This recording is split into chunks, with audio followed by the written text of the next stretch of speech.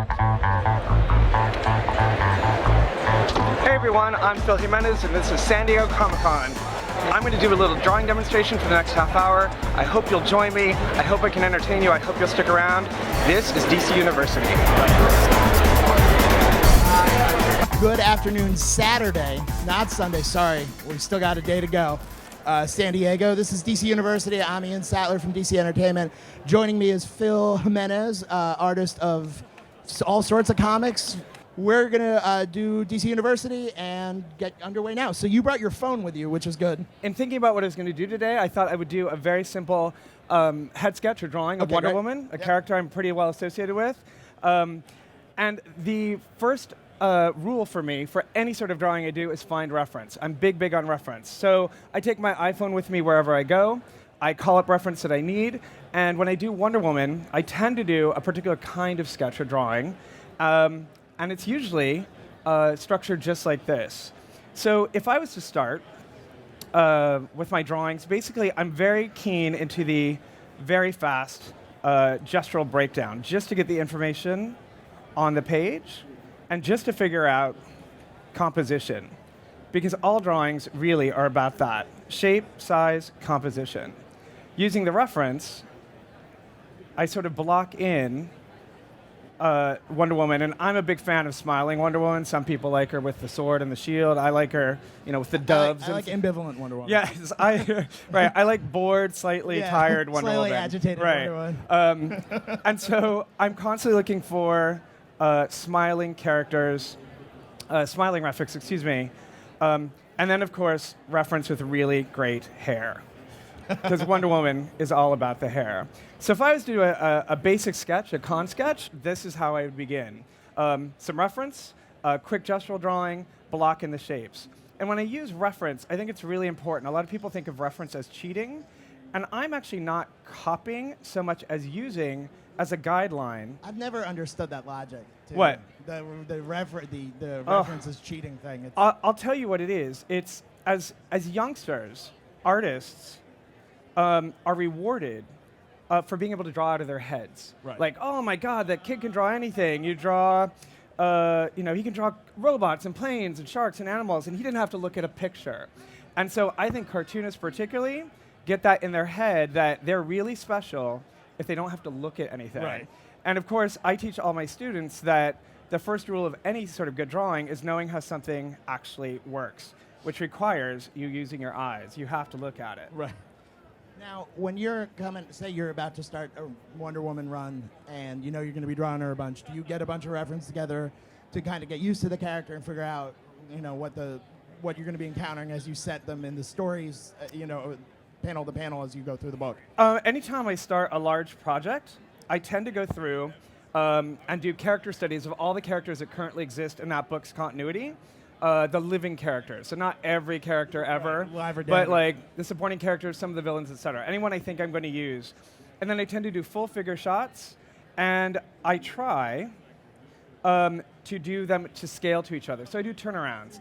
And in those drawings, in those drawings, I start to figure out body shape, body structure, body language, because all of these characters act. And I've always seen my job as getting these characters to act believably. Because the more potent the acting, the more potent the body language, the more potent the storytelling, the more potent the experience for the reader. Figure out what makes that character tick, what's different or unique about that character, how do they stand, how do they sit, how old they are, how tall they are, all that sort of stuff. And then incorporate that into composition and design. Now, you go right into the eyes usually on these convention sketches. I mean, I see when you took the inking there, you went back to the eyes first. I do, actually. What's really funny is that, and we're moving a little quickly here, but eyes are the windows of the soul. And so I like to get those eyes first. And that's DC University bingo. Right. Ding, ding, ding. I got you and Jim and I think Fred. Is Williams. that true? Yeah. Oh my God. It's, all those cliches are cliches for a reason. so much information is conveyed through eyes, the size, the shape, where they're looking. What direction a character looks says everything about them. For a character like Wonder Woman, I'm always under her chin, never above. Right. Because in my head, she's a princess. She stands a certain way. Her head will be positioned a certain way, and she will always be looking up. Also, it's sort of a suggestion of hope. And when you look up, you're looking to the skies, to the sun.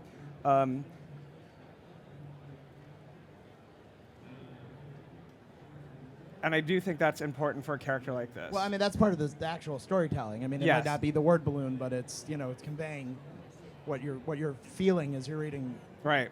And going back to the reference thing. So, and again, I'm moving pretty quickly here. But I do think that what's important about using reference is not simply copying it, but using it as inspiration and then getting what you need to out of it. So any character that I would draw from this head, I would adjust appropriately because Wonder Woman's face is different than Starfire's face, for example, or Catwoman's face. And for almost all characters, I have in my head an idea of what their face is like, how their face is structured, etc. And then, of course, what's so important with Wonder Woman is the hair. It really is all about that. How do you create the volume for the hair without going in and drawing all of the hair, I guess? Obsession. A lot of watching RuPaul's Drag Race. You just learn these things.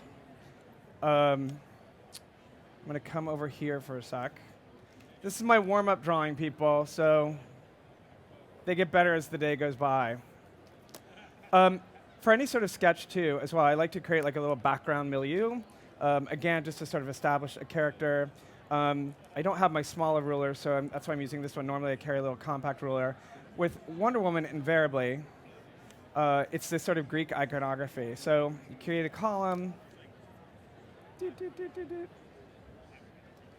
And then you're going to have, I'll pencil in like a little statue. Then you'll get trees and more buildings, etc. I like putting in Paradise Island into the book. So, as you can see, I'm kind of all over the map. And this is actually, I've got some of her eyes done, some of her face done, a little bit of the background. Once I have this base, then I can go in and fix it. So one of the first things I would do.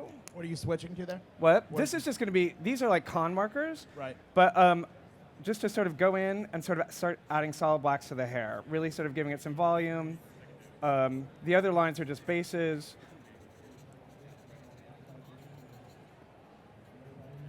And one of the things I'm doing right now, by focusing on the hair, which is kind of mindless, essentially, I can look at the face and figure out, okay, what do I need? How can I fix this? How can I reshape it? Just by pulling in the hair. Because if I have it here or here, the shape changes, the composition changes.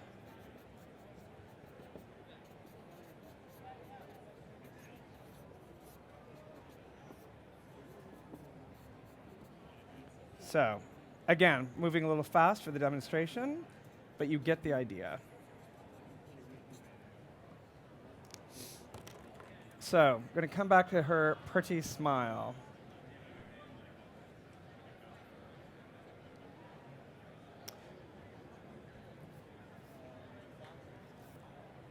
Eek! I'm drawing on a strange tablet.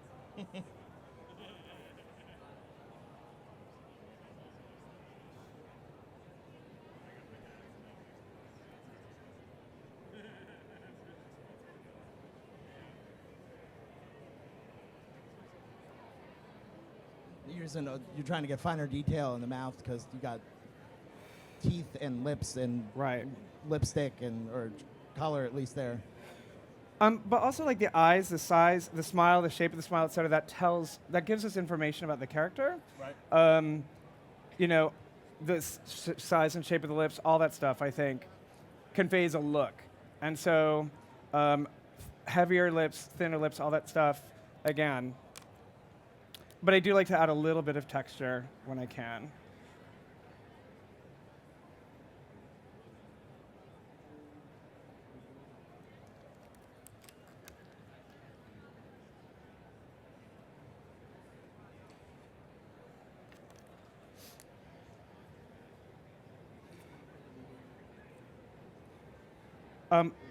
As with all characters, white in an eye, that is super important. I always have it. What? To have it. Not To have yeah, it. right. Not, yes. You always want to make sure the glisten is there because that creates a sort of sparkle and a magic in the eye.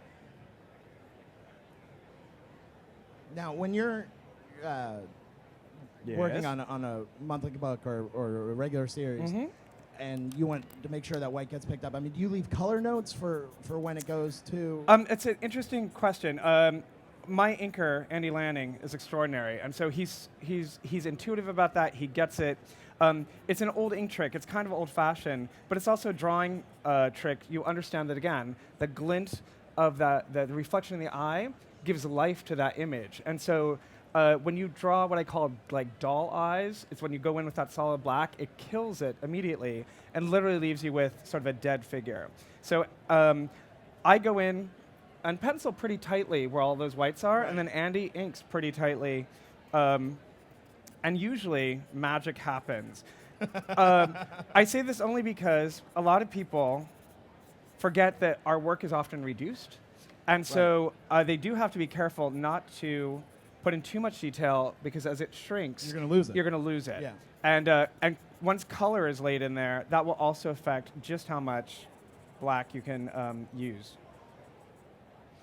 But as you go through the process, I mean, do you I mean, if you're collaborative with Andy and you guys kind of know your spots and how to work it, Right. but then you also kind of expect the inks to inform the color, or are there like written notes that go? with Oh, that no. too? Very rarely. So one of my favorite things about being in comics, I don't think it's everyone's favorite thing, but it's certainly one of mine, is it's collaborative. Right. And so I do my thing, and if I think a costume needs to have a particular color, like I want this striped yellow, I will say so.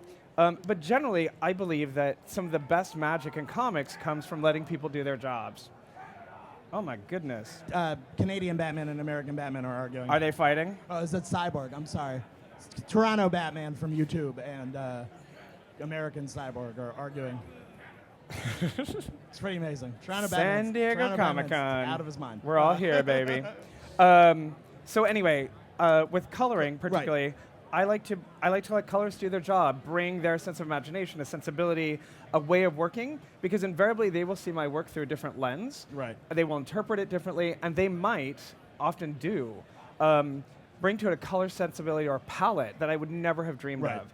Yeah, I would say when we've been doing these that I don't think sometimes our fans don't realize that, you know, we're not all in some office together, you know, handing pages Right. to one another, you know, drawing and talking it out. So the trust or the repetition of the collaboration is super important. And I actually think it's also super important to engendering like love of project. Like if you feel like you're contributing something, and the contribution is important and exciting, Right. you're more likely to go back to it. And if people are willing to put up with me and my crazy idiosyncrasies and my, you know, late night insanity, I want them to have a good time working with me. That's Right. very important to me.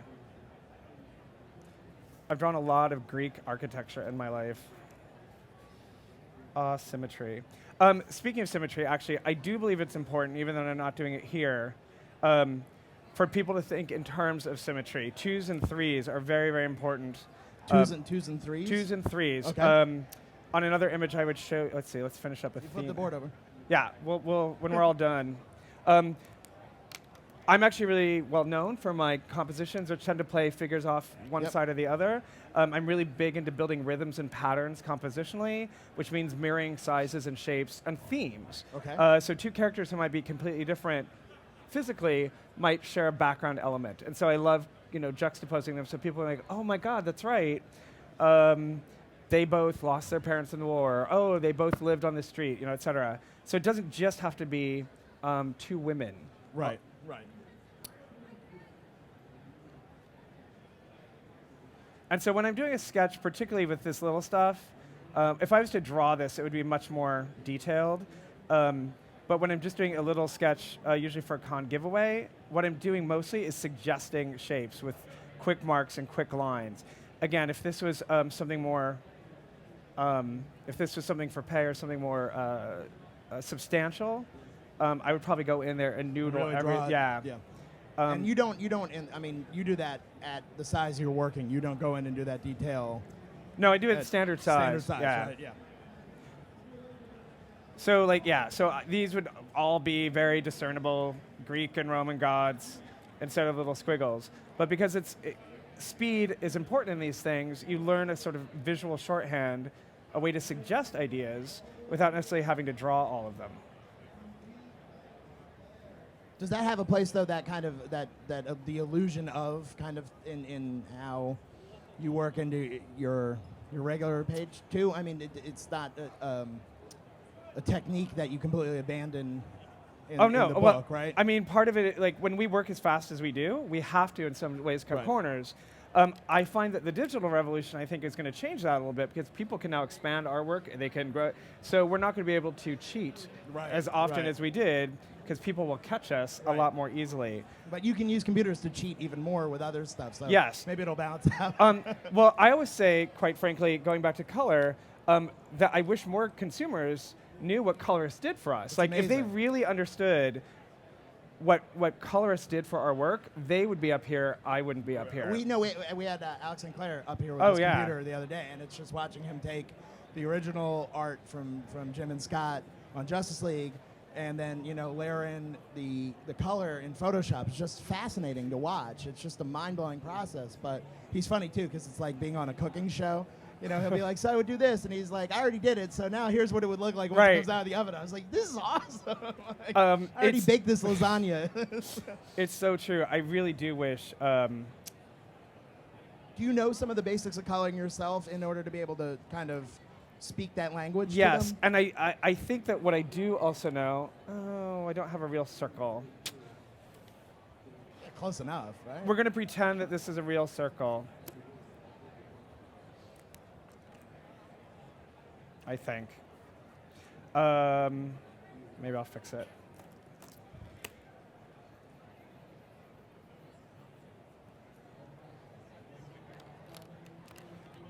Whoop. Nice save. Yes, I actually do know enough about color, but one of the things I talk about a lot, and I talk about this in penciling, inking, but particularly color, is using color tone as a storytelling tool. At the end of the day, all we're doing is telling stories. We're using characters, we're using color, we're using light, darks, textures, ink, etc. So it's all to service whatever story we're telling. And with colorists, I really like, because my work tends to be so detailed, they often approach it a little bit like a coloring book. Like, oh, I've drawn that object, I should color it. And I'm like, no. Like, that's just a guideline for you. If you want to blur it, crop it, do whatever. Not just paste color. Right. Use it to inspire and take it from there. I guess it helps keep everything from looking super flat on the page too, right? One thing I'm going to do just a little bit because let's see if I'm also a big sucker for using white as a storytelling tool. As you can sort of see, I hope you can see. Oh, her hair's a little flat.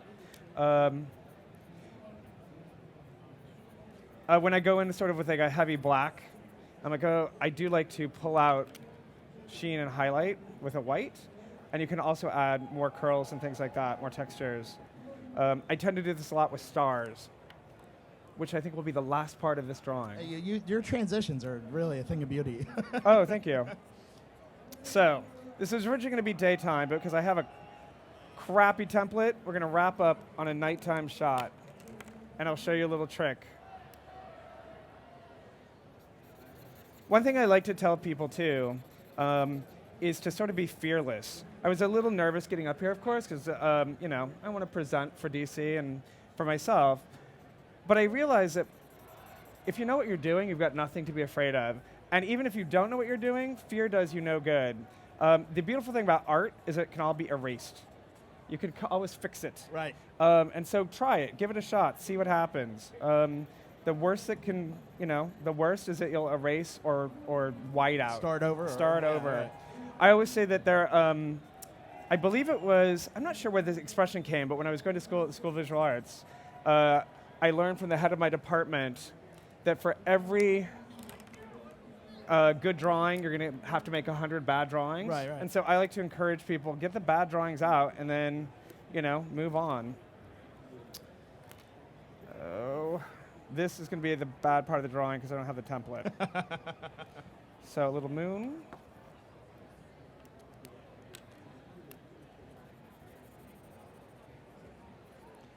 Those are originally birds. Now they're just specks of dust in the sky. Okay. So nighttime above Paradise Island. And a neat little trick is just creating some stars.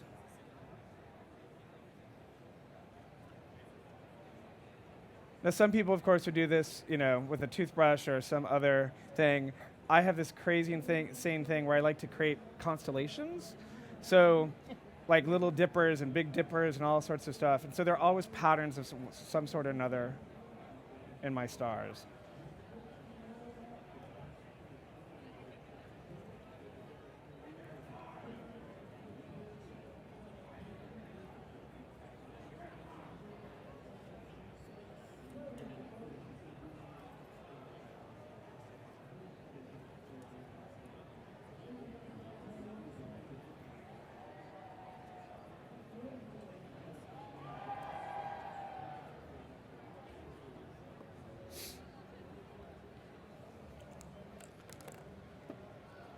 Erase the understructure a little bit. Again, it's a sketch, so I kind of like to leave some of the base stuff in just because I think seeing that structure is interesting. Some fans and some creators like it, some don't. But I like it. I just kind of like seeing like what the thought process was. Yeah. Highlights on the tiara. There